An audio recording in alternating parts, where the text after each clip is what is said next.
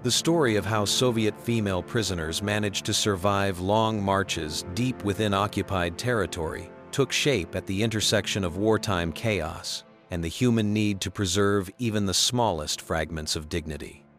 In the spring, around 12 April 1943, when the front lines were shifting westward with increasing instability, German security units began reorganizing temporary detention camps.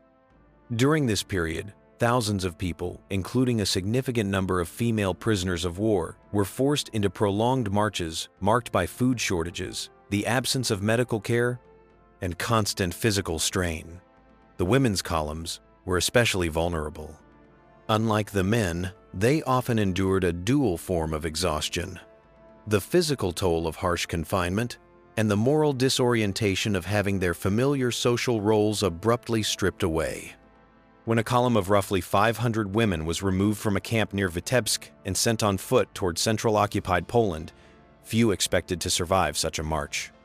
The route passed through forest belts, waterlogged clearings, and sparsely populated rural areas.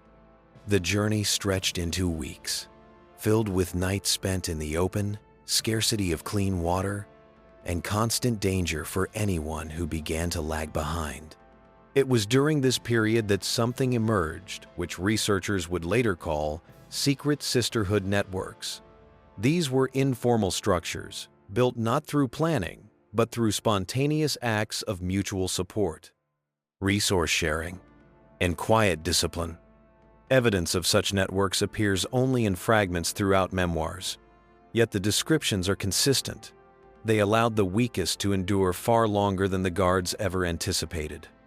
Historians note that in the absence of formal systems of support, women relied on horizontal bonds, subtle, collective behaviors that redistributed strength and preserved life. Within this particular column, these connections began forming in the first days of the march. Women with minimal medical knowledge watched those on the verge of collapse. Those who were physically stronger carried part of the shared burden, lightening the load on others. The march became a test where every step demanded energy conservation. Even so, the invisible structure of support grew stronger by the day. One of its defining features was the complete lack of overt coordination. Everything happened quietly, almost imperceptibly to outsiders. A few women shared tiny scraps of bread, hiding their actions from the guards. Others helped maintain balance on muddy stretches of road after spring rains. During cold nights, women ensured that no one slept alone, knowing that loneliness paired with low temperatures could break a person entirely. By the end of the third week, it became clear that these internal bonds were the key reason the column remained more intact than similar groups. Guards noticed the resilience of the Soviet women, but attributed it to discipline or fear of punishment, never suspecting the existence of a carefully maintained system of mutual assistance. The women themselves, however, understood that survival was only possible together. When the column of Soviet women approached the zone where occupied territories bordered areas of active combat, the conditions of the march began to deteriorate faster than anyone expected. This happened around 26 April 1943, a time when the German military situation on the Eastern Front was becoming increasingly unstable. Troop relocations, the withdrawal of units to more critical sectors, and constant partisan activity created a sense of disorder that reached even small prisoner columns like this one. Guards grew irritable, discipline weakened, and routes changed several times a week. The women, exhausted by weeks of marching, had no choice but to adapt to the new reality, where unpredictability became constant. The road often passed through burned-out villages where it was difficult to find any trace of former life. In some places, the earth was marked with craters, and fragments of damaged equipment revealed signs of recent skirmishes. In such areas, the guards accelerated the pace, pushing the column forward to clear dangerous ground before nightfall. At this stage, the sisterhood networks became more complex. In the early weeks, the women had acted mostly on instinct. Now, their internal coordination developed into something quietly structured, though still informal. Several women, trained to notice subtle changes in physical condition, monitored those on the verge of fainting or losing their rhythm. Others positioned themselves strategically near the center of the column, ensuring that no one drifted too far behind, a risk that could draw the guards' attention with severe consequences. The weakest suffered from dizziness, swelling, and staggering fatigue. In these moments, the hidden support network took action. One woman would pass a small strip of cloth wrapped around her foot. Another shared a few drops of water collected in a tin lid, while others made sure that those most drained of strength stayed close to the warmth of the group when resting at night. These gestures were nearly invisible to the guards, but vital for the column's survival. At times, the route crossed areas where German patrols searched for partisans. On such days, the guards tightened control, forcing the column to move at an even harsher pace. Crossing swampy terrain was especially brutal. Women sank into the ground up to their ankles or knees. Shoes tore apart, and some walked barefoot across cold, wet soil. Yet, the internal redistribution of resources gave them a chance to continue. If a reasonably intact shoe was found, it was passed along to whoever had the worst injuries, with others providing physical support to compensate. By the middle of the second month, it became evident that the column's endurance depended on this subtle exchange of strength and solidarity. No speeches, no open organization, no visible structure, only quiet cooperation. The Sisterhood network was now a resilient fabric, holding the group together as they crossed unpredictable terrain, where occupation and frontline chaos intertwined with each passing kilometer. In early May, around 10 May 1943, the column entered dense forest regions, stretching along the border between eastern Poland and the Belarusian territories. This area was considered one of the most dangerous because partisan units were especially active there. The guards hastened the march to avoid ambushes, turning each day into a long, exhausting ordeal. The women covered dozens of kilometers on narrow forest paths, often obstructed by fallen trees. Rest stops were brief and provided no real recovery. Within these forests, the hidden Sisterhood network became more visible in its function, though still invisible in form. The environment added new pressures: humidity, sharp temperature, shifts between day and night, limited visibility, and the constant risk of getting separated. To maintain cohesion, the women developed unspoken rules tailored to the terrain. Those with better spatial awareness moved closer to the front to help navigate safer routes. The weakest stayed near the center, where the risk of falling behind was lowest. A few women played an especially important role. They were skilled at reading signs of exhaustion, a change in breathing, an uneven step, a subtle sway, and signaling others when someone was edging toward collapse. Support within the column happened silently. It might be a slight adjustment of pace, a discreet exchange of a food crumb, or a shift in position to provide physical proximity to someone struggling.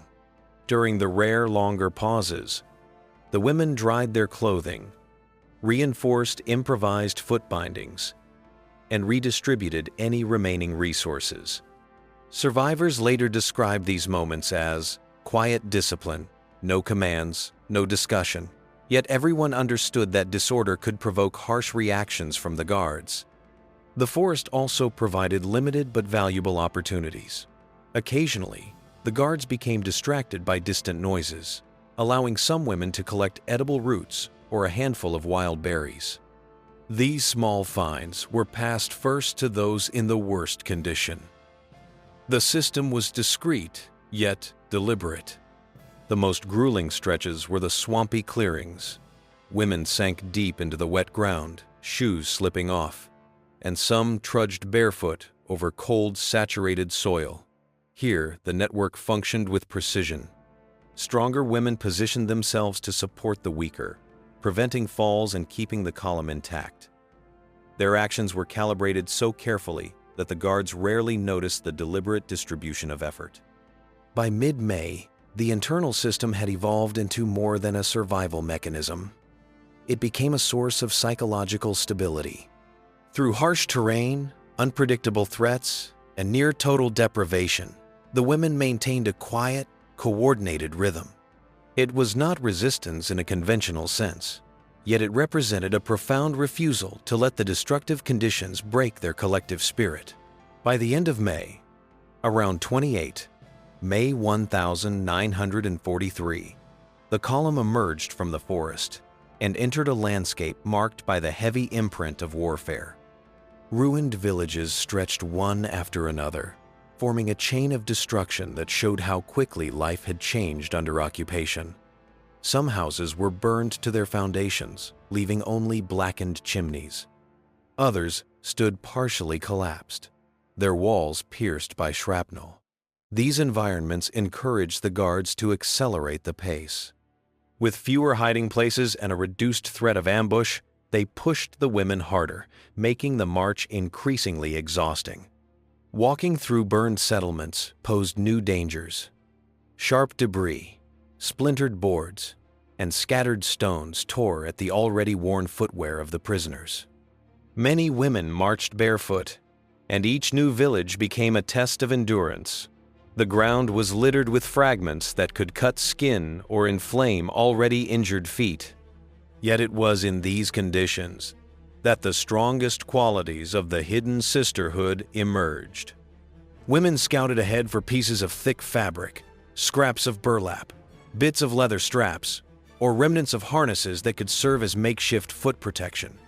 Whatever they found was quietly passed to those in the direst need. Danger in these zones was constant. Railroad tracks bombed by air raids lay nearby. Artillery could strike without warning, and the guards grew increasingly tense, suspecting partisans or an advancing front. This tension meant that any deviation from the marching order could provoke a harsh response, so the women moved in synchrony, maintaining a steady, controlled rhythm. Their coordination, shaped over previous weeks, became essential for survival. By now, the internal rhythm of the column had transformed. Early in the journey, the women simply reacted to conditions. Now they anticipated shifts in the terrain, the behavior of the guards, and the likelihood of danger. Those positioned near the center listened to the cadence of footsteps and breathing around them, adjusting their movement to detect when a neighbor was faltering. Stronger women redistributed weight by adjusting packs, tightening straps, or subtly supporting others on inclines. One of the most difficult episodes occurred when the column passed through an area recently damaged by a small clash between German security forces and partisans. The ground was scarred with shell impacts, patches of scorched woodland, and deep funnels left by explosions. Moving through this zone forced the women into heightened alertness.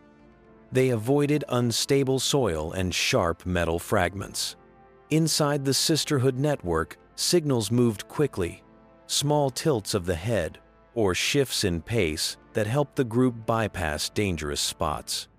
Night rest in destroyed villages followed a structured pattern developed through necessity. If a partially intact wall remained, it was reserved for the weakest.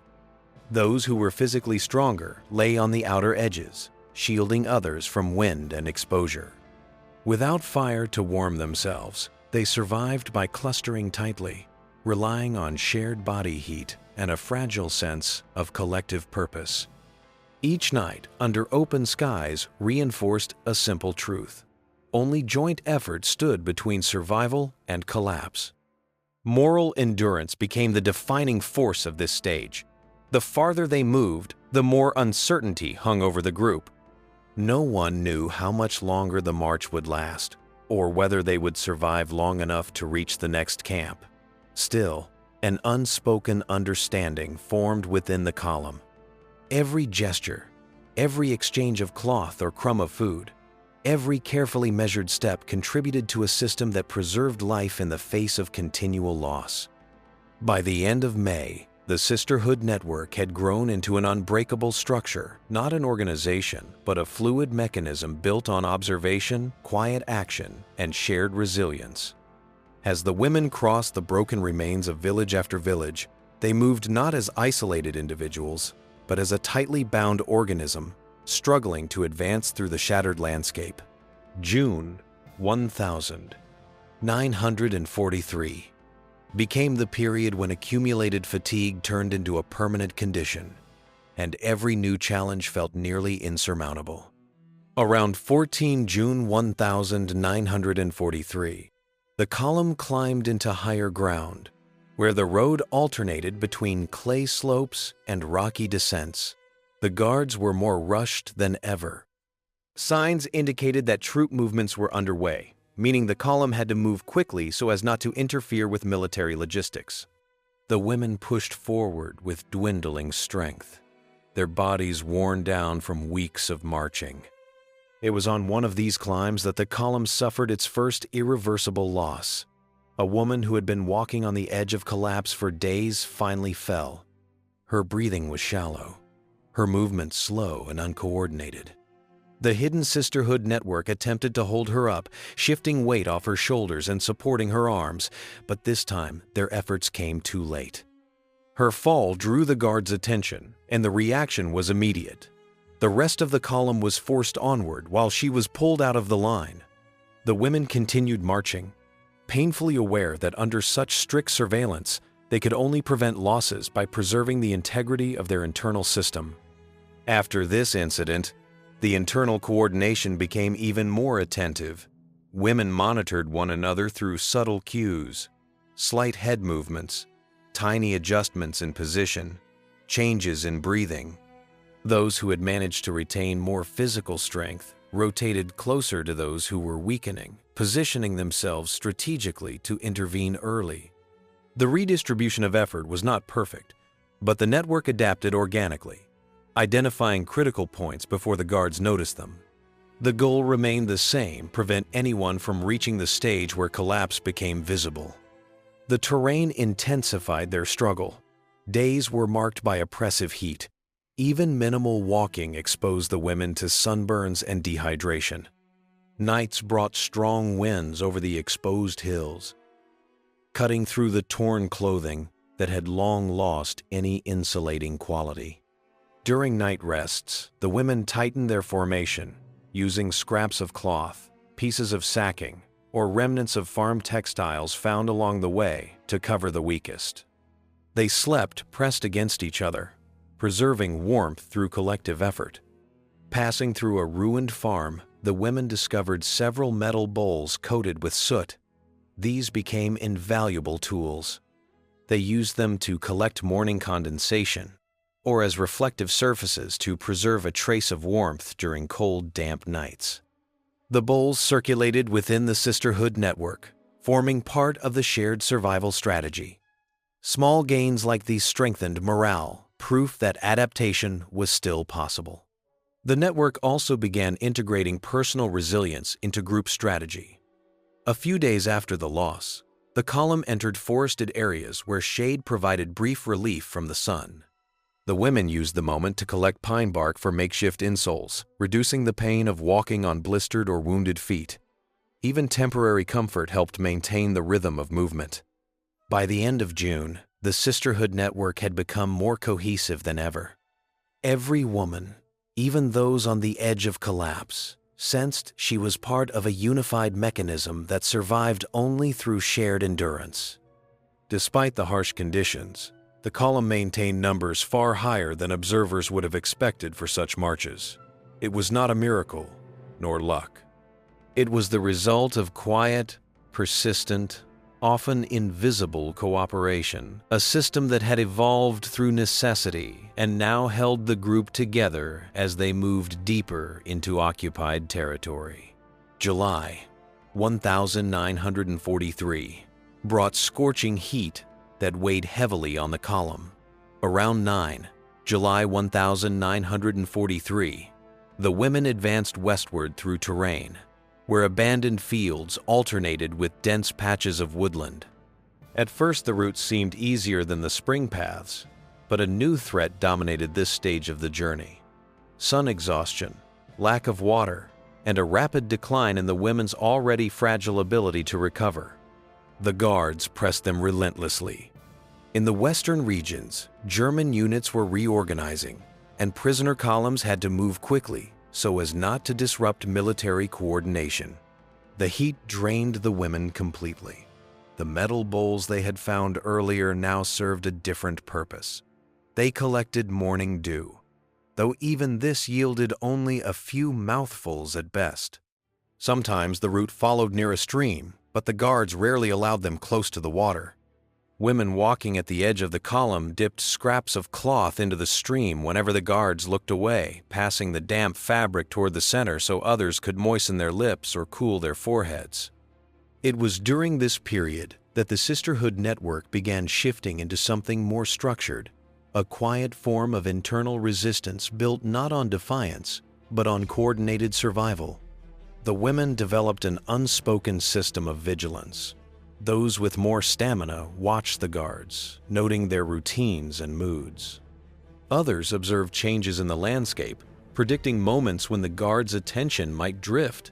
This allowed the group to prepare for rare chances to regain a little strength. A subtle rotation also emerged within the column. If a woman had marched too long in a physically demanding part of the formation, for example, in sections requiring steeper climbs, she was gently replaced by another. These exchanges were executed so smoothly that guards rarely noticed them. This rotating system prevented anyone from being pushed past the point of collapse. Later in July, the landscape shifted again. The column entered abandoned farmland where wild plants grew freely. Women who recognized edible vegetation carefully plucked small stems, sour weeds, or remnants of grain. These were distributed according to need, preserving the delicate balance of energy inside the group. Emotionally, July was one of the most taxing periods of the march. Heat, fear, and exhaustion narrowed each day to a single goal: keep moving. Yet the preservation of small routines, sharing scraps of cloth in the evenings, arranging sleeping positions to shield the weakest, straightening torn clothes before marching gave the women a fragile sense of stability. By the end of the month, the column still held together with surprising cohesion. The internal network had become a living system, flexible, aware, and vital to survival. It was not open resistance, but it strengthened the group against forces that sought to break them. By August 1943, the column's path led through territories where large industrial districts lay beside zones shattered by air raids. Around 6 August 1943, the women approached the outskirts of one such area, an expanse of half-destroyed factories and abandoned railway facilities. It was a new kind of challenge. There was almost no shade. Metal beams and broken machinery absorbed heat throughout the day, radiating it back at the marchers, while the concrete ground intensified every degree of temperature. The guards grew more cautious in these industrial zones. Partisan groups often used ruined buildings as temporary shelters, so the column was forced to move rapidly, without pauses. The women felt every shift in tempo. Narrow passages between bent steel frames required careful coordination, and any stumble risked attracting the guards' anger. Under such pressure, the hidden Sisterhood network became indispensable. The quiet cohesion they had developed over months enabled them to minimize injuries and prevent catastrophic falls. The air smelled of burnt oil, rust, and concrete dust. The column crossed the remains of workshops where machinery had once filled the air with noise. Now everything was silent, except for the sound of synchronized steps and the sharp commands of the guards. Glass fragments, metal chips, and discarded bolts cracked underfoot.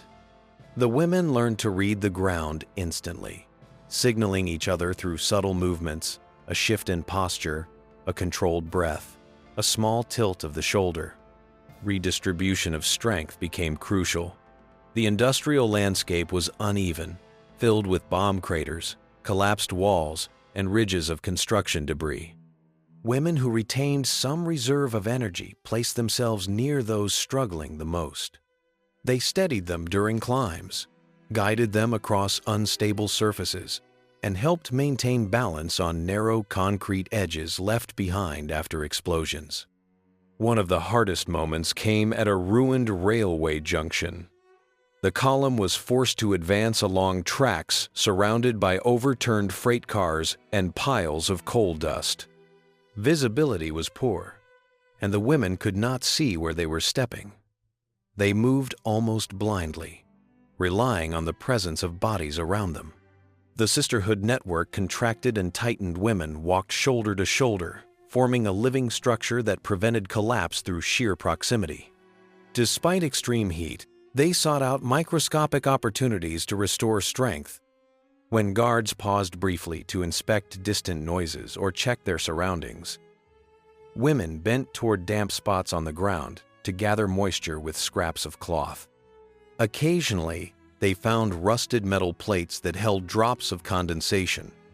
Every bit of collected water was passed inward through the group. The psychological strain of the industrial zone was immense. Distant explosions hinted that the front was shifting again. Sudden echoes amplified the sense of vulnerability. Yet these pressures only tightened the unity of the column. Maintaining an orderly rhythm, a consistent pace, and a collective focus became the group's emotional anchor.